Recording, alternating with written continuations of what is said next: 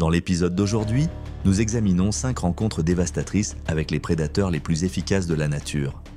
D'un photographe animalier qui s'est approché trop près au Botswana, à un randonneur dont la dernière baignade dans le Daintree River en Australie s'est tragiquement terminée. Mais d'abord, commençons par un guide de pêche dont les années d'expérience n'ont pas pu le sauver d'une erreur fatale. C'était le 15 mars 2014, lorsque les Billabongs isolés du parc national de Kakadu dans le territoire du nord de l'Australie ont connu l'une des attaques de crocodiles les plus dévastatrices jamais documentées. Le paysage ancien s'étendait à l'infini sous le soleil brûlant, où les arbres à écorce de papier projetaient de longues ombres sur des eaux troubles restées inchangées depuis des milliers d'années.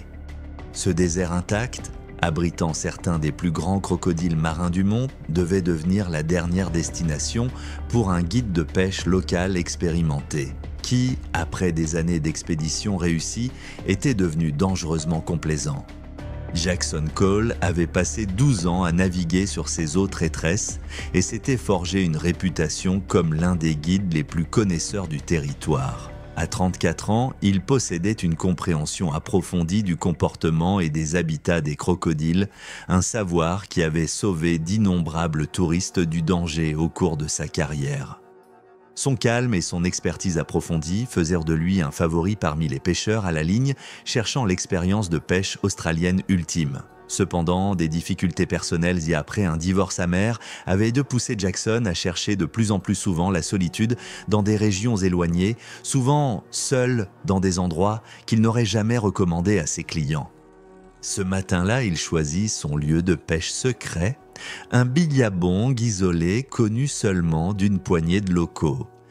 L'ironie était indéniable. Un homme qui avait consacré sa vie à l'éducation sur la sécurité des crocodiles allait bientôt devenir victime de sa propre surestimation. Le crocodile marin, scientifiquement connu sous le nom de Crocodylus porosus, est le prédateur suprême des voies navigables du nord de l'Australie.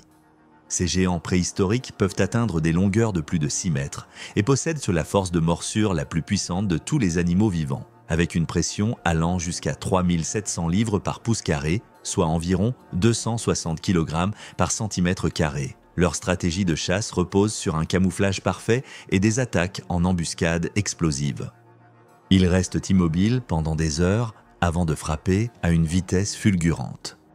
Pendant la saison des pluies, les mâles territoriaux deviennent de plus en plus agressifs, car ils défendent leur territoire de chasse de premier choix contre toute menace perçue. Ces prédateurs anciens ont peu changé depuis plus de 200 millions d'années et ont perfectionné leurs techniques de chasse au fil de générations innombrables. Leur capacité à rester complètement immobile sous l'eau les rend presque invisibles pour les proies inconscientes. La faute fatale de Jackson s'est produite lorsque sa ligne de pêche s'est accrochée à environ 20 mètres du rivage dans du bois submergé.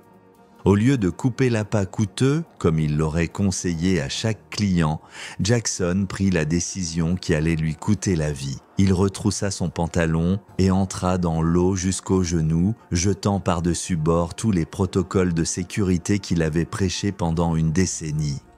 Le gigantesque crocodile marin de 5 mètres de long était resté immobile pendant des heures dans l'eau peu profonde, parfaitement camouflé parmi les branches flottantes et les branches tombées, guettant avec l'infinie patience qui rend ses prédateurs si mortels. Alors que Jackson attrapait sa ligne emmêlée, le prédateur préhistorique jaillit de l'eau avec une force dévastatrice. Les mâchoires puissantes du crocodile se refermèrent sur le torse de Jackson. La pression énorme brisa immédiatement plusieurs côtes et perfora des organes vitaux. Déjà l'impact seul aurait pu être mortel. Mais le comportement instinctif du crocodile scella le destin de Jackson. L'animal entama immédiatement son célèbre roulé de la mort, tournant le corps de Jackson avec une force immense sous l'eau. La première rotation a brisé sa colonne vertébrale, tandis que les rotations suivantes ont systématiquement brisé des os dans tout le corps. La vie de Jackson s'est terminée pendant la 3e rotation, lorsque des blessures internes massives et la noyade sont survenues simultanément. Le sang atteint l'eau en rouge tandis que le crocodile ne relâchait pas sa morsure. Le crocodile a tiré le corps sans vie de Jackson dans des eaux plus profondes et l'a coincé sous un tronc d'arbre submergé où le processus de décomposition rendrait la chair tendre avant de la consommer. Ce comportement de stockage est typique des grands crocodiles marins, qui conservent souvent leur proie pendant des jours ou des semaines avant de la dévorer. Les gardes forestiers ont découvert le véhicule abandonné de Jackson 3 jours plus tard, ce qui a déclenché une opération de recherche à grande échelle avec des hélicoptères, des bateaux et des pisteurs expérimentés. Son corps a finalement été retrouvé par des plongeurs dans la cachette sous-marine du crocodile, confirmant les pires craintes de l'équipe de recherche. L'incident a conduit à de nouvelles demandes de mesures de sécurité renforcées dans les zones reculées du parc national de Kakadu. Bien que de nombreux habitants aient soutenu que la mort de Jackson était plutôt le résultat d'un bref moment d'inattention que d'un manque d'avertissement, les opérateurs touristiques dans tout le territoire ont introduit des consignes de sécurité supplémentaires après la tragédie. L'attaque a profondément ébranlé la communauté soudée des guides. La famille de Jackson a publié une déclaration soulignant son dévouement de toute une vie à la protection de la faune et son profond respect pour les animaux dangereux avec lesquels il travaillait. Le gouvernement du territoire du Nord a lancé une enquête sur les protocoles de sécurité pour les guides, mais aucune lacune systémique n'a été constatée. L'histoire de Jackson Cole a montré à quel point la surestimation de soi peut être mortelle lorsqu'on traite avec des prédateurs de premier plan. Pour Ava Montgomery, la rivière Chobe au Botswana devait la mener un pas trop près. C'était le 7 août 2015, lorsque les eaux immaculées du fleuve Chobe au Botswana sont devenues le théâtre d'une terrible attaque d'animaux sauvages qui allait secouer la scène internationale de la photographie. La rivière s'étendait sans fin à travers le cœur du corridor faunique le plus célèbre d'Afrique, où les éléphants se rassemblaient en immenses troupeaux et où les prédateurs se cachaient sous la surface trompeusement calme. D'anciens baobabs parsemèrent le paysage, tandis que le soleil africain projetait des reflets dorés sur l'eau qui dissimulaient l'un des habitants les plus dangereux du continent. Ava Montgomery était venue de Londres avec le rêve de prendre la photo parfaite de la faune qui porterait sa carrière à un nouveau niveau. La photographe ambitieuse de 28 ans s'était forgée une réputation en prenant des risques extraordinaires pour réaliser des clichés que d'autres professionnels n'oseraient même pas tenter. Son ami James, un prudent trentenaire, l'avait accompagné dans cette aventure africaine, mais il s'inquiétait de plus en plus de son comportement imprudent près des animaux dangereux.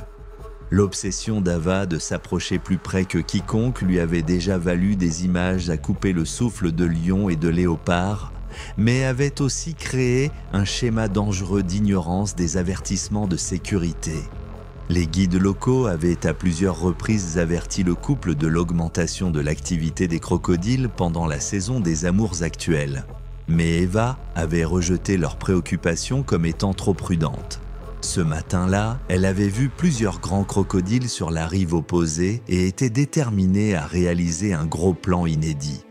Le crocodile du Nil, scientifiquement connu sous le nom de Crocodylus niloticus, est l'un des prédateurs les plus redoutables d'Afrique et est la deuxième plus grande espèce de crocodile au monde. Ces chasseurs ancestraux peuvent atteindre des longueurs allant jusqu'à 6 mètres et possèdent une force de morsure de plus de 5000 livres par pouce carré.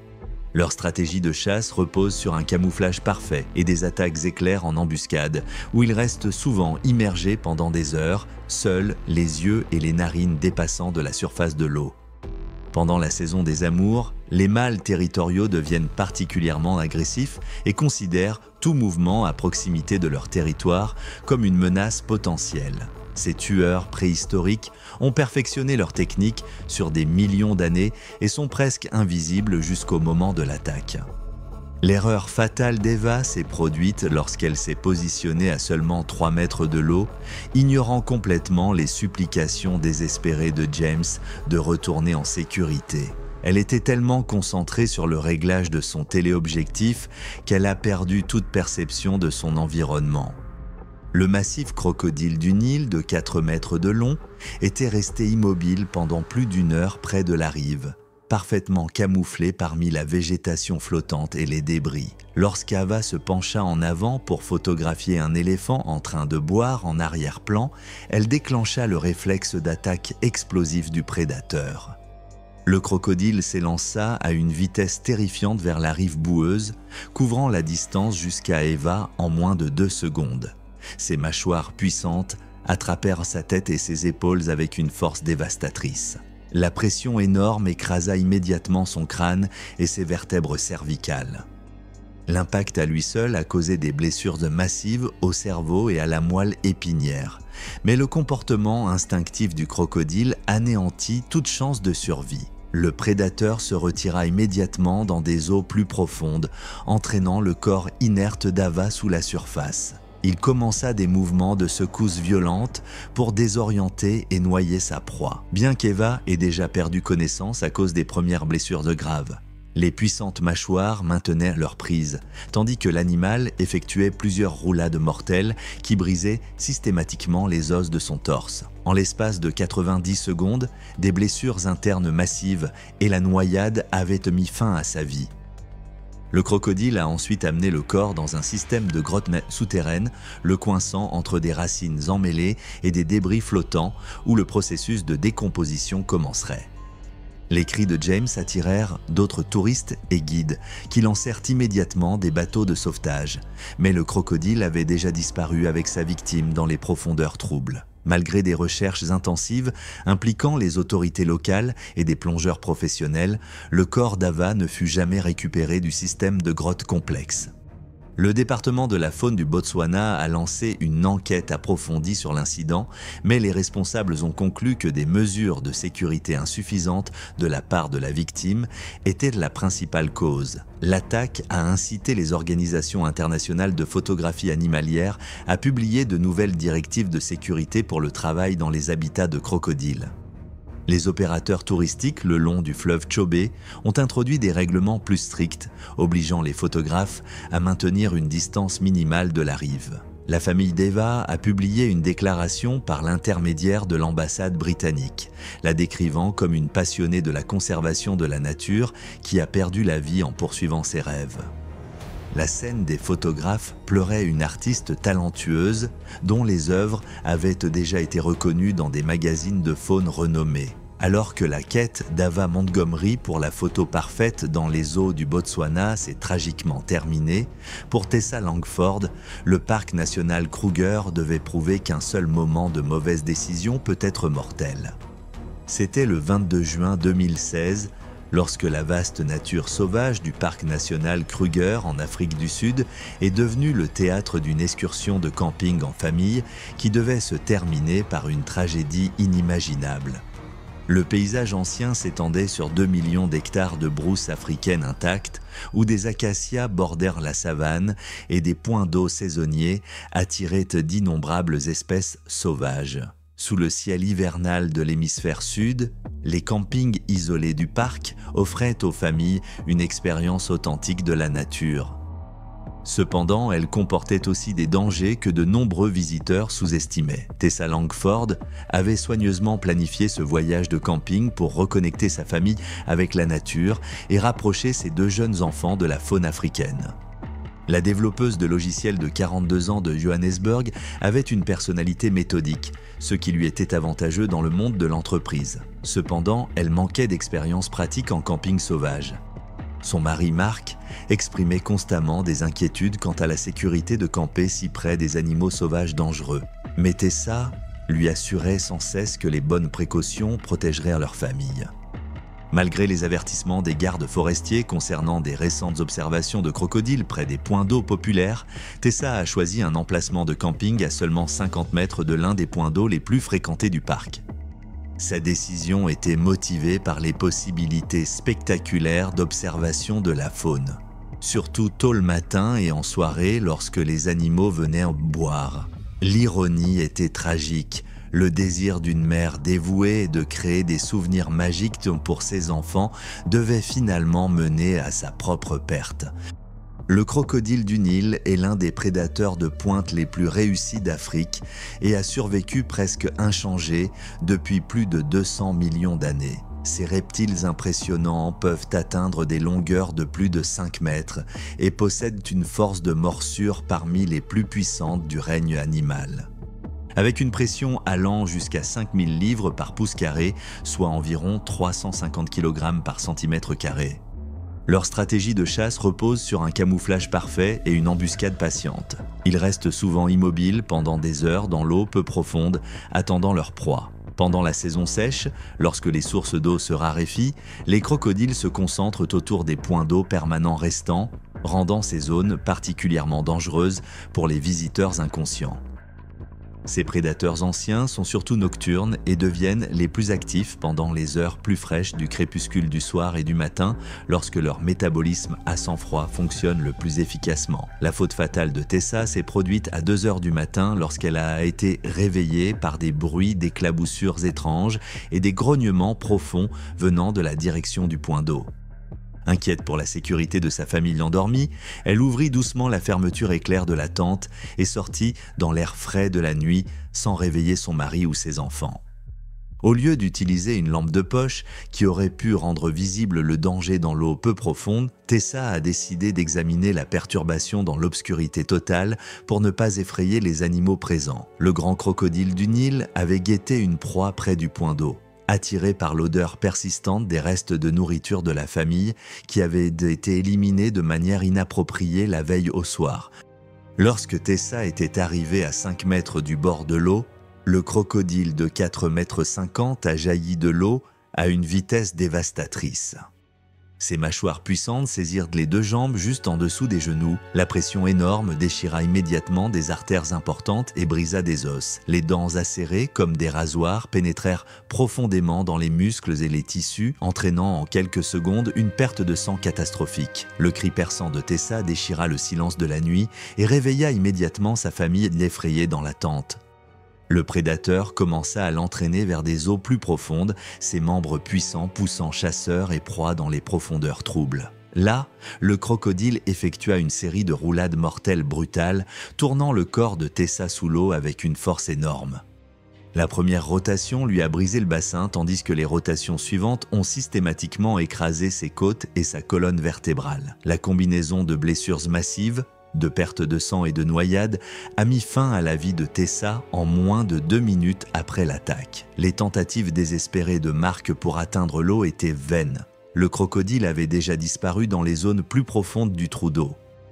Les gardes forestiers ont réagi dans les 30 minutes suivant l'appel d'urgence de Mark. Cependant, les opérations de récupération ont été compliquées par l'obscurité et la présence de plusieurs crocodiles dans la région. Le corps de Tessa a finalement été retrouvé le lendemain matin par des plongeurs professionnels, l'ampleur des blessures rendant l'identification difficile. Le crocodile avait caché ses restes dans une baie isolée. Comportement typique de ces prédateurs qui gardent souvent leur proie pour un repas ultérieur. L'administration des parcs nationaux sud-africains a lancé une enquête approfondie sur l'incident et a conclu que le stockage inadéquat des aliments et le choix de l'emplacement du campement avaient été des facteurs contributifs. La tragédie a conduit à de nouveaux protocoles de sécurité obligeant les campeurs à maintenir de plus grandes distances par rapport aux sources d'eau et à introduire des règles plus strictes pour le stockage des aliments. Dans les zones de camping populaires du parc national Kruger, des systèmes d'alerte avancés ont été installés. L'incident a déclenché des discussions à l'échelle nationale sur la manière de concilier le tourisme sauvage dans les parcs nationaux d'Afrique du Sud avec la sécurité des visiteurs. Alors que l'excursion familiale de Tessa Langford au point d'eau du Kruger s'est tragiquement terminée, la recherche de Marcus Holloway dans le Pantanal brésilien devait prouver que même la préparation académique a ses limites.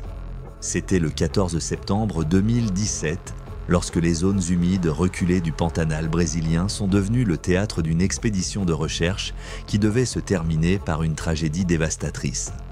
La plus grande zone humide tropicale du monde s'étendait à perte de vue jusqu'à l'horizon, où les inondations saisonnières créaient un labyrinthe complexe de rivières, de lagunes et de marais, grouillant de faune sauvage. De vieilles fermes bovines parsemaient le paysage, tandis que d'innombrables espèces d'oiseaux remplissaient l'air au-dessus des eaux qui cachaient certains des prédateurs les plus dangereux d'Amérique du Sud. Cet écosystème vierge, largement épargné par le développement humain, devait devenir le dernier lieu de travail d'un jeune scientifique prometteur. Marcus Holloway était arrivé au Pantanal 3 semaines auparavant, en tant que membre d'une équipe de diplômés étudiant la dynamique des populations et le comportement des caïmans. Le brillant étudiant en biologie de 26 ans de l'Université de São Paulo possédait des références académiques exceptionnelles et une curiosité insatiable pour le comportement des reptiles. Mais sa confiance intellectuelle se transformait souvent en témérité dangereuse sur le terrain. Avec 2 autres étudiants diplômés, Marcus menait des études de population et marquait de plus petits caïmans sans incident, ce qui lui faisait croire qu'il avait maîtrisé les techniques de manipulation de ces puissants prédateurs. Son approche méthodique de la collecte de données avait impressionné ses professeurs encadrants. Mais elle lui avait aussi donné un faux sentiment de sécurité dans la manipulation de spécimens plus grands. L'équipe avait été expressément avertie de l'agressivité accrue des caïmans adultes pendant la saison de reproduction actuelle, mais Marcus commençait à prendre des raccourcis de plus en plus risqués pour accélérer le calendrier de recherche. En cet après-midi particulier, son ambition académique devait annuler les protocoles de sécurité qu'il avait maintenus en vie pendant presque 1 mois dans l'un des écosystèmes les plus dangereux du monde. Le caïman yacaré, scientifiquement connu sous le nom de caïman yacaré, est l'une des espèces de crocodiles les plus réussies d'Amérique du Sud et un prédateur de pointe redoutable dans toute la région du Pantanal. Ces puissants reptiles atteignent généralement des longueurs allant jusqu'à 3 mètres, mais des spécimens exceptionnels peuvent devenir encore considérablement plus grands au cours de leur vie de plusieurs décennies. Leurs corps musclés sont parfaitement adaptés pour des attaques explosives, avec des mâchoires puissantes capables d'écraser des os et des queues qui frappent les proies imprudentes avec une force dévastatrice. Pendant la saison des amours, les mâles territoriaux deviennent particulièrement agressifs et défendent les lieux de bronzage et de nidification préférés contre toute menace perçue. Leur stratégie de chasse combine une attente patiente avec des attaques fulgurantes, rendant la fuite presque impossible une fois qu'une attaque a commencé. Contrairement à leurs plus grands parents crocodiles, les caïmans sont connus pour leur tempérament imprévisible et pour attaquer des animaux nettement plus grands que leurs proies habituelles lorsqu'ils défendent leur territoire.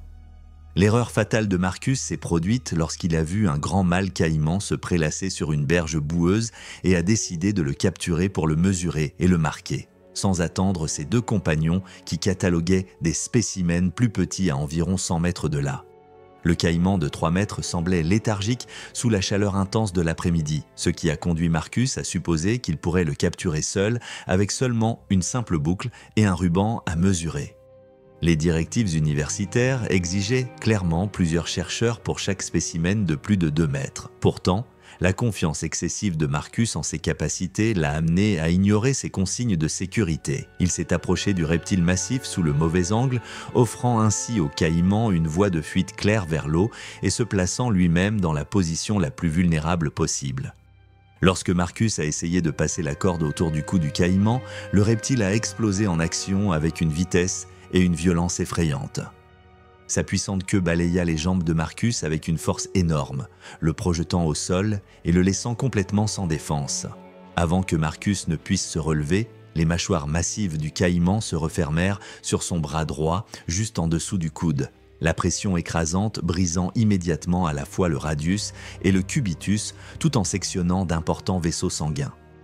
Les cris de Marcus résonnaient à travers les marécages alors que le caïman commençait sa fameuse roulade de la mort, tordant son bras si violemment que le membre fut complètement arraché de l'articulation en quelques secondes. Du sang artériel gicla sur la rive boueuse, tandis que Marcus tentait de s'éloigner de son agresseur, mais le caïman saisit immédiatement sa gorge avec ses puissantes mâchoires. Les dents acérées comme des rasoirs du prédateur ont percé simultanément son artère carotide et sa veine jugulaire, entraînant une perte de sang massive qui s'avérerait mortelle en quelques minutes. Le caïman maintenait son emprise écrasante autour du cou de Marcus, détruisant systématiquement des structures vitales tandis que sa vie s'éteignait. Son corps est entré en état de choc en raison de la combinaison de blessures graves et d'une perte de sang catastrophique, ce qui a conduit à une perte de conscience et à la mort dans les 4 minutes suivant la première attaque. Le caïman traîna le corps inanimé de Marcus jusqu'au bord de l'eau, mais laissa le cadavre derrière lui lorsque ses 2 compagnons arrivèrent sur les lieux, leurs cris et mouvements frénétiques incitèrent le prédateur à se retirer dans des eaux plus profondes. Les autorités brésiliennes de la faune ont immédiatement lancé une enquête sur l'incident, se concentrant sur la question de savoir si les protocoles de sécurité prescrits avaient été respectés lors de l'expédition de recherche. L'université a suspendu tous les travaux sur le terrain dans le Pantanal jusqu'à ce qu'un examen complet des procédures de sécurité pour les étudiants soit terminé. De nouveaux règlements ont été émis, exigeant une surveillance constante pour toute recherche impliquant de grands reptiles, ainsi qu'un équipement de sécurité obligatoire pour toutes les équipes de terrain. Alors que les ambitions de recherche de Marcus Holloway dans les zones humides du Brésil se sont tragiquement terminées, pour Savannah Brooks, la rivière Daintree en Australie devait prouver que même le paradis peut cacher des secrets mortels.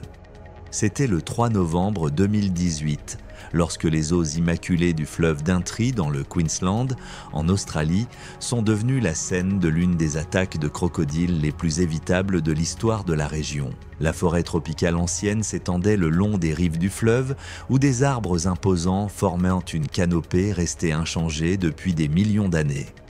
Cette région sauvage classée au patrimoine mondial de l'UNESCO, connue pour sa biodiversité incroyable et sa beauté naturelle à couper le souffle, abritait également certains des prédateurs les plus dangereux d'Australie.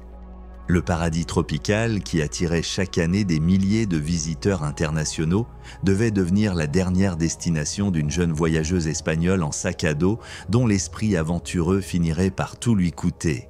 Savannah Brooks voyageait en Australie depuis 6 mois dans le cadre de son année sabbatique, explorant avec 3 autres routards européens les endroits les plus reculés et les plus beaux du continent. La jeune femme de 23 ans, originaire de Madrid, avait un enthousiasme contagieux pour les nouvelles expériences, mais son caractère impulsif la poussait souvent à ignorer les avertissements de sécurité que des voyageurs plus prudents prenaient en compte. Ce soir-là, le groupe avait passé des heures dans un bar au bord du fleuve Daintree, buvant de l'alcool et célébrant leur voyage réussi à travers la nature sauvage australienne. Malgré de nombreux panneaux d'avertissement de crocodiles bien visibles le long de la rive, Savannah avait décidé de nager dans les eaux troubles tropicales. Ses 3 amis protestèrent à plusieurs reprises contre son plan dangereux, mais leur jugement altéré par l'alcool les empêcha d'empêcher physiquement Savannah lorsqu'elle prit la décision qui devait sceller son destin.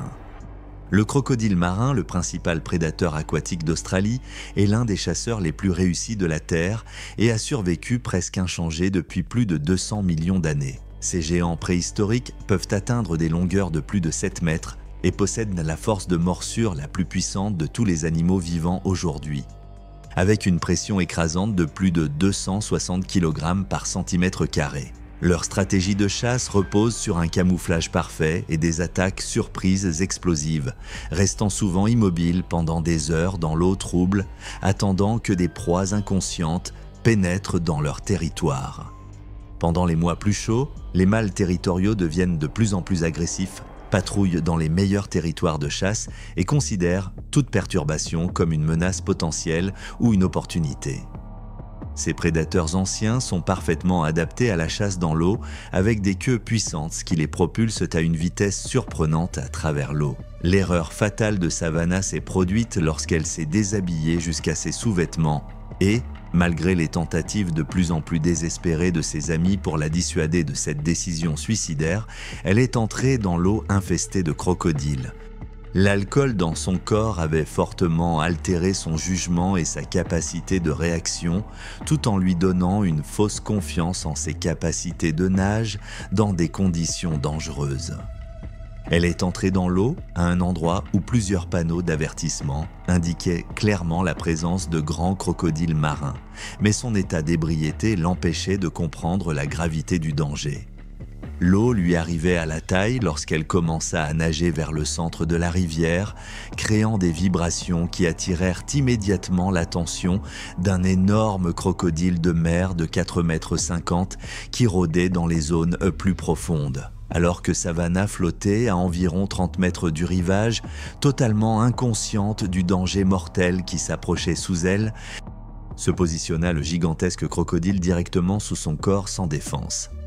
L'attaque est venue rapidement et a été absolument dévastatrice. Les mâchoires gigantesques du crocodile ont jailli de l'eau avec une force explosive et ont enveloppé tout le haut du corps de Savannah dans une prise écrasante, brisant immédiatement plusieurs côtes et perforant les 2 poumons. La pression écrasante de la morsure a comprimé la cage thoracique de Savannah, causant des hémorragies internes massives et rendant toute possibilité de respirer impossible. Le crocodile l'a immédiatement tiré sous la surface de l'eau et a initié une série de roulades mortelles brutales, destinées à désorienter et à noyer la proie. La première rotation a brisé la colonne vertébrale de Savannah à plusieurs endroits, tandis que les rotations suivantes détruisaient systématiquement ses organes internes et sa structure osseuse. La combinaison du traumatisme écrasant, de la perte massive de sang et de la noyade a mis fin à sa vie en moins de 90 secondes après la première attaque. Les cris horrifiés de ses amis depuis la rive étaient de vain, car le crocodile avait déjà disparu avec sa victime dans les profondeurs troubles. Les services de secours ont réagi en quelques minutes après l'appel d'urgence paniqué. Cependant, des opérations de recherche étendues, utilisant des plongeurs de la police, des hélicoptères et des équipes spécialisées dans la capture de crocodiles, n'ont pu trouver aucune trace des restes de Savannah. Le gigantesque prédateur avait probablement traîné son corps dans un système de grottes sous-marines, où la décomposition commencerait avant qu'il ne commence à se nourrir. Les autorités du Queensland ont lancé une enquête approfondie sur l'incident, mais les responsables ont conclu que des systèmes d'avertissement suffisants étaient déjà en place et que la négligence de la victime était le principal facteur. La tragédie a conduit à de nouvelles demandes pour améliorer les mesures de sécurité dans les destinations touristiques populaires. Les opérateurs touristiques locaux ont introduit des instructions de sécurité supplémentaires pour les visiteurs internationaux, soulignant la nature mortelle des populations de crocodiles en Australie. La famille de Savannah est venue d'Espagne pour coordonner les opérations de recherche et a finalement tenu un service commémoratif au fleuve Daintree, où elle avait perdu la vie. Si ces rencontres bouleversantes avec des crocodiles t'ont ébranlé, clique sur la vidéo suivante pour voir des attaques de prédateurs encore plus mortelles qui te hanteront dans tes cauchemars.